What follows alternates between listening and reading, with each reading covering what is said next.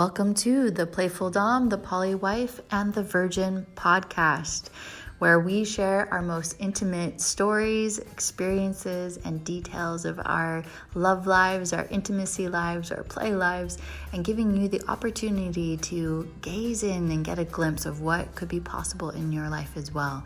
As we share our stories, our adventures, we weave in tips, tricks, and techniques to help build your confidence, boost your courage, and give you the opportunity to ask for what you want in your life. Welcome to the podcast. Oh, and just a couple of quick thoughts before we get started. One, we are just everyday people. We are not professionals, licensed therapists, anything like that. This is for edutainment purposes only. This is not medical advice or legal advice, financial advice, nothing like that. Listen at your own discretion. And this is for mature audiences. We're going into deep subjects and sharing deeply about intimacy and all the things about that. So just notice who you're around and let's go. Hello, listeners, and welcome to our very first podcast. This is the Playful Domme coming to you live. Jess, the Playful Domme. Along with me is Lisa, the Poly Wife, and Ella, the Virgin. So our podcast is called The Playful Domme, the Poly Wife, and the Virgin. And we thought that why not kick this off by sharing a little bit about each of us and our origin, how we came to be the Playful Domme and the Poly Wife and the Virgin, and then sharing about how this conversation has started. It's a conversation between the three of us that began a year ago, just over a year ago. And so to be in this space now of where we're going to take this and take you on these crazy, wild adventures of stories and tips and techniques to help you in your intimacy and sensuality, your own sexual exploration, and so much more. This is a safe space for you, and you get to be that kind of fly on the wall as you listen in to us. So welcome to our very first episode. So I'll start myself. I am Jess, the Playful Domme. I started the path onto the dominatrix back in late 2018, early 2019. And it came from a place for me where I felt this desire, this curiosity, and also I felt really overwhelmed in my life. I felt I had been in corporate America, I had done all of that, and I was so also disconnected from my inner feminine power, my sexuality, but like ultimately really about declaring what I want for myself in my life, and feeling like I had the audacity to claim it. Like, this is what I want and I want it now. And growing up as, being in sales and marketing and management and all that stuff, you I'm sure some of you can recognize. And then also being a woman, of being the people pleaser and bending over backwards and doing everything for everyone else and feeling so depleted at the end of it because I had been taking care of everyone else, and I would leave taking care of myself at the very bottom of the barrel. And I wanted more for my life. And I remember being connecting with a woman who had just left her career as a dominatrix, and she had been in it for 13 years, and hearing from her just how incredible it was to have this deeper level of connection, of seeing men so vulnerable, and women too, and learning how to receive and how to be in charge and how to lead and how to ask for what she wanted and all of the things that came from it. And I was so fascinated by it that I will admit to you, okay, this is a TMI moment, but I'll share it with you anyways. I have inner nipples. They don't stick out. But when she was telling me about it, we were walking on the beach on Maui or something like that, like my nipples perked out like super hard as she's talking about what she got out of being a dom. And I was like, what is happening in my body right now? I don't understand. And so that just started like opening up the layers and layers. And then I was guided. I'm also very spiritual. I'm esoteric. I believe in many things. I believe that I'm a priestess, and these are things you'll learn as I weave in, but I'm also like super here with you. Like I've lived the corporate, like I'm the vanilla, I've lived all of the things.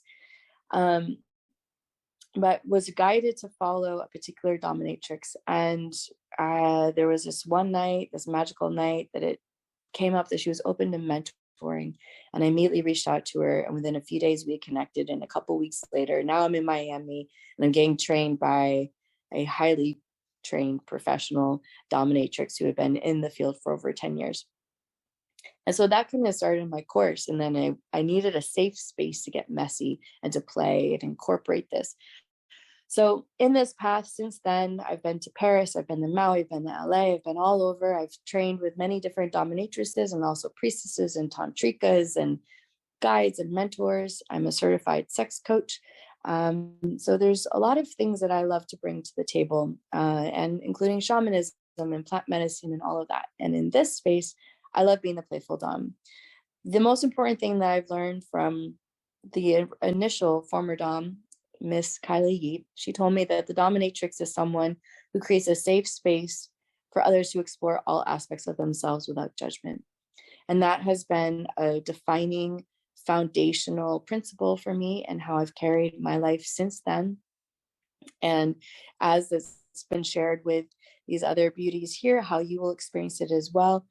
There's so much empowerment that comes in play. And it's in the spirit of play that we can dive into deeper places in ourselves. We can allow maybe different parts of us come out that you wouldn't see otherwise. There's so much healing, therapeutic play, excitement, expansion, growth, joy. And there's also the pitfalls, and there's some of the darker sides of it as well, because that all exists. And so for me to be here in this space as the playful dom, it's to be of a source of encouragement, of sharing my experiences that I've had, and also being in the walk as a very red-blooded woman, and how to be in this space with others, and also leaning into my own discomfort and going outside my own comfort zones to follow the path of love. So that is a little bit about my origin. Welcome. And I'm Lisa, the poly wife. Thank you, Jess. I have been your typical vanilla married woman for 34 years. My husband and I have no children. And so it's just been the two of us for 30 plus years. We have a lot of friends that were not polyamorous, but polygamists. We did a lot of visiting with and trainings out in Salt Lake City. And we met a lot of people who had either grown up in polygamous society or had left polygamous marriages. So we had connections to people who had lived a style of polyamory. And when we got married, we had very opposite stereotypical roles. I was very sort of aggressive, A personality. My husband was an artist and very creative. And so we joked when we first got together that I was a little bit more of a male personality and he was a little bit more of a female personality. And so we always had joked about that. But I remember in the first year or two of our marriage, he used to say, I'm going to have to call in reinforcements when we're older. And it was a big joke. It was quite funny. And we joked about it a lot. I referred to many of the men in my life as boyfriends. They were not. It was the repairman. It was the guy, I was a caterer, and it was the guy who sold us our vegetables. He was like, oh, that's Joe, my boyfriend. Oh, that's John, my boyfriend. Oh, the Verizon guy's my boyfriend. So I love to flirt and talk to men, and never, ever interested in a relationship with them, but it was just my flirty ways. And so we had joked, I went through a long period of time when I was not interested in sex. I had an incredibly low libido. And we had always talked about having a second wife or somebody, I had no problem if Ev was going to have sex with somebody else, it wasn't something that was going to upset me. As a matter of fact, when we first got married, I had said to him that I still had a crush on one of my ex-boyfriends, and I wasn't sure that I was finished with that chapter in my book. And I asked for permission to close that chapter with him if it came up. And he was like, sure, that's no problem. I know about it. That would be okay. So I had permission. And when it did come up, I actually wasn't interested in doing that. And neither was the ex-boyfriend. And so we've always talked about that sort of openness. And one of the things I knew when I got married was that him cheating on me would not be a deal breaker. I saw it as an opportunity. I only expected him to cheat on me. And I was just like, if he's out in the world and he meets somebody else, him having, either one of us actually having an affair would simply be a symptom to a problem, and it would give us an opportunity to work on our marriage. And that was the way I approached infidelity when we got married. I was 23 when I got married. And over the years, we didn't have interesting or adventurous sex. It was pretty normal, casual sex. And there's a lot about our sex life that will be revealed in future podcasts. But truthfully, what happened was I had a college friend who came and moved to our city, and the two of them had been friends for 25 years-ish. And they became very close. I traveled a lot. They spent a lot of time together. They fell in love, and they were like, hey, we want to see if this will work. And I had no problem with it at all. He and I were at a point where we were not in a great place. And so I was like, it would really be better if we waited until he and I were reconnected, and then the two of you could start. But they were eager to get started. They did.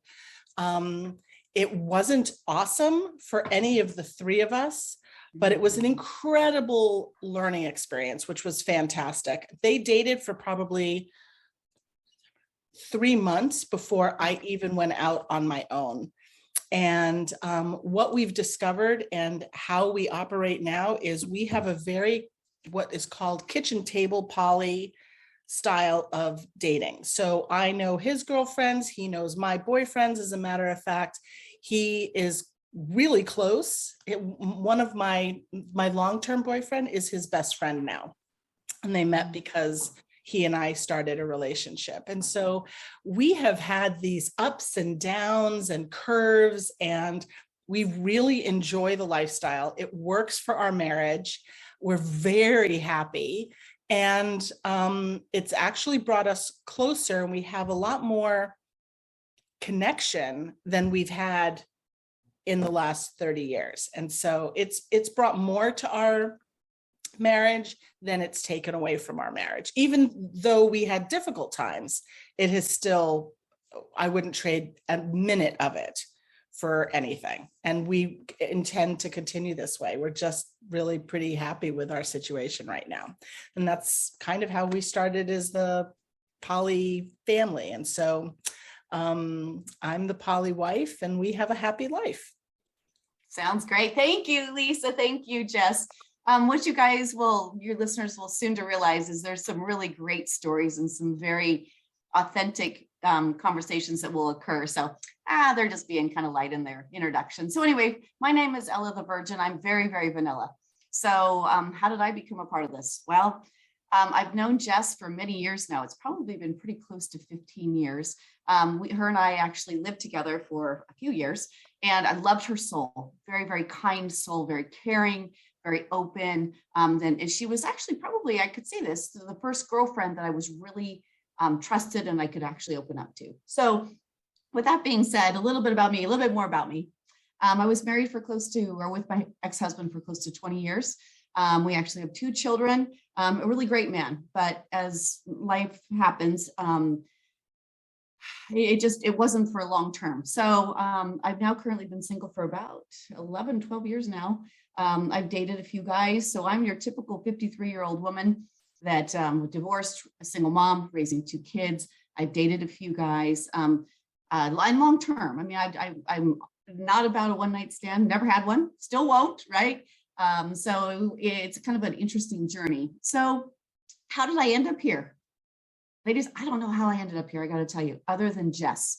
And I actually had a friend of mine contact me because I actually have another business on the side, online business, and they're talking about the kink world. And I'm like, huh, what's that? I mean, this is how naive I am, you guys. I'm completely naive. So of course I called Jess because she is very brave, and you'll soon find that she actually came out, and she's come out in life, in her within her friends, her normal friends and family. And she's a dominatrix, which I cannot respect. I respect that more than anything else. And I said, hey, Jess, I got an opportunity. What do you think? So anyway, we started talking. So what you'll see, and what I've learned during this journey, I don't even know what to say. It is so great to have raw, authentic conversations. We will speak about things and they'll talk about things. I'm still having a hard time talking about these things, but they'll just talk raw. And it's like, yeah, I was thinking about that. I was wondering about that. And just conversation. So that's how I ended up here. I'm super excited for the ride. I look forward to every single solitary week. I learn something. I've actually now have a relationship. I've been dating for about 6-7 months now. And so I'm able to have a nice open conversation. And so that's kind of where I'm at. So will I be poly? Nah, probably not. It's at this moment, it's not for me. Am I open to some fun? And Jess is really good about this too, about, playing more playfulness. Absolutely, I am. So we have some plans to do some after hours videos, which should be really exciting, about a flogger. What is a flogger? How to use a flogger, some tying. Oh my gosh, you guys, I can hardly wait. So anyway, that's a little bit about me. I'm excited for you guys to come on this journey with us. And here we go. It's absolutely perfect. And yes, there's so much for you to discover, and definitely stick around and give this a try. We recognize that there's so much curiosity and also fear of the unknown. And what is on the other side of this? And what does this make me? If I'm interested in this, does it make me this kind of person or that kind of person? Or, I've been intrigued by this, but I'm scared. I don't know where to go or where to start. And this is a safe space for you to be able to get access to that, to feel courageous, feel supported, and also have resources that can help safely. Lisa will say that we're Sherpas, that we've walked this path, we've climbed these mountains, we've done these journeys, and we're still doing them in ourselves. These aren't things we learned from a class. I mean, we've taken classes and we've read books and we've done retreats, but this is from our own personal experience and development and our connection with others. So for me, I do a lot of sensual body work. I do them on both men and women. And the tips and the techniques and the styles and the things that have happened for these people. I mean, one of my clients the other day, he had an orgasm. And he said, that orgasm came from my soul. It's like so deep. And another client was like, this is your calling. I mean, I have so many, and like I'm developing a course and a program to train women how to do cock stroking, because I am a cock whisperer and that excites me and I enjoy it so much. And also there's womb healings and helping women and all of that. So I'm very much in the body, and this is a lot of what I stand for and speak about: how to play, how to connect with our partners, how to build intimacy in new ways, and all of that. And so when Ella reached out to me like, hey Jess, tell me more about kink. So this was just over a year ago, and I pulled Lisa in, and the three of us had a conversation, and Ella was so blown away by what we talked about. And Lisa and I are like, oh yeah, this kind of play, we did this kind of thing. And she's just like out of her mind that like all of this was so new to her. Well, many months went by. Well, I would just want to say part of it was because we were speaking quite frankly.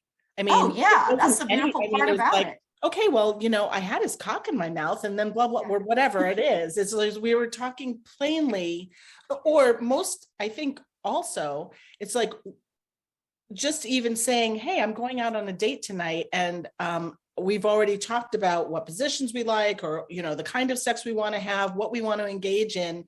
And we haven't met face to face yet, but we're already absolutely clear about how we want to approach what it is that we're doing. And I think that the clarity and the frankness with which we spoke was one of the things that Ella really was intrigued by, was that Absolutely. we were willing to say things that your girlfriends Yes. just want to know more about or want to talk about, but are too shy to. So this is a great place to sort of be a fly on the wall. So Jess, go ahead and continue. Yeah, well, just, I mean, and so Lisa and I had the conversation with Ella. We didn't really think anything more of it. We gave her some tips and reflections about kink and kink products and what to do. And that was kind of it. And then, Ella had shared how she's just going to get that conversation out of her mind. And like the months went by, and I mean, you can totally speak for yourself for sure. Yeah, no, you're exactly right, Jess. That's exactly what happened. We started talking about it, and I'm like, again, I want to hear more.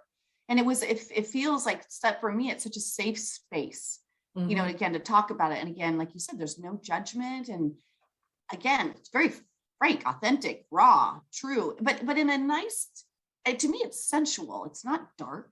I haven't heard anything dark. So it's really good. I can't get enough. Well, Yeah. Should I just say that?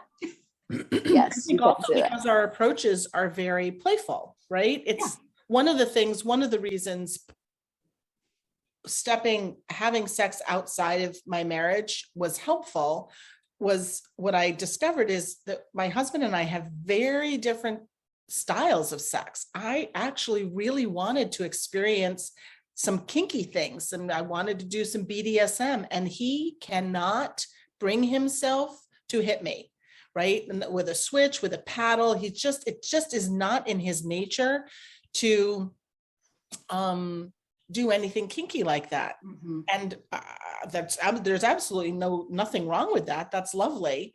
But I wanted to experience it. So what I was looking for was to expand my sexual experience from normative oral and intercourse kinds of sex to what else is there. I really wanted to explore what my body was capable of and what I could experience. I really wanted to. I had friends who were talking about having orgasm after orgasm after orgasm after orgasm. And I was like, how do you have 20 orgasms? How is that possible? How do you do that? I could not understand it. And I wanted to be multiply orgasmic, but I just didn't understand. We had no idea what we were doing. And so now I can say, hey, I've done it. Mm-hmm. It's so much fun. Hey, Lisa, I think another great thing for the listeners is can we ask, how old are you? I'm 58. Okay. And I'm 53. Jess? I'm 41. So ladies and listeners, so we're, again, we're not 20 somethings anymore. That's I guess, in my opinion, the beautiful part of it. Love the 20 somethings. But again, we've been around, so to speak, right? We've lived some life. So well, and also now that I think of it is, Jess, you've never been married. Mm-mm. Correct. I've been married to one person my entire life. Mm-hmm. And Ella, you're married and divorced and dating again. So I think so all three of us are dating. Yeah. But we're all dating from completely different perspectives.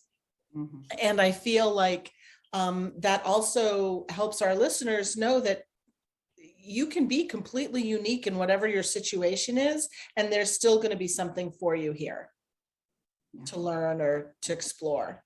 Beautifully said. Yeah, 100%. Yeah. So this conversation that we had with Ella had stayed in her mind for months, and she'd share little bits about it with her girlfriends that she had learned along the way. And then she approached us and was like, well, what if we did a podcast? Because how many women out there are waiting almost for like that, to the access to get to know some more things, to have like almost that permission to go after what we want and pursue things. And I'm having the best sex of my life, and I'm 41. I also went for periods of time where I was celibate, consciously so. And there's a whole gamut of so much to play and explore and learn and to let go. And I think I can speak for myself. I grew up in a Catholic household. It was very sexually repressed. I did not witness intimacy. I did not witness true affection.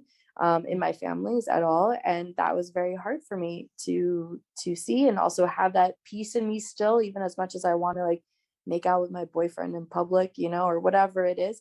So, you know, we come from all these different backgrounds, but ultimately from this place of like coming together as girlfriends, sharing what's up, having lots of laughs, like our goof ups, the things we've learned, like, you know, just the most hilarious things. And then also having guests on our podcast too.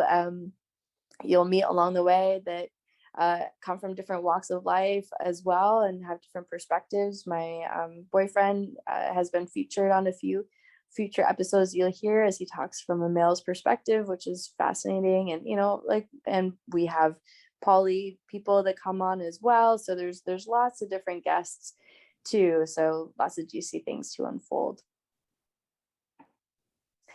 So listeners, thank you so much for being here in this space, getting to have a little bit of an insight into the three of us. You'll learn so much more as we go deeper dive into who we are and how we play and how we share, and also how we connect with others through communication, through surrender, through exploration, through curiosity. Like if you can come into this space with a level of curiosity and open-mindedness and a willingness to learn more and want more, then you're in the perfect place to be. Lisa, Ella, are there any other words you'd like to say? Ella's good.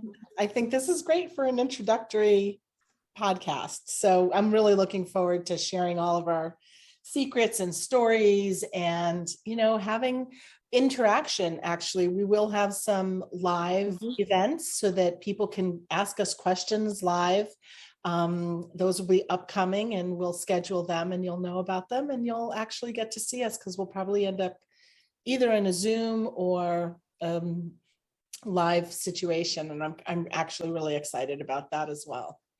All I can say for all of our listeners, get ready and enjoy the ride. So super playful and super fun. So come on and join us. Yes. Want more? Head over to theplayfulpodcast.com for all the juicy things we have to offer.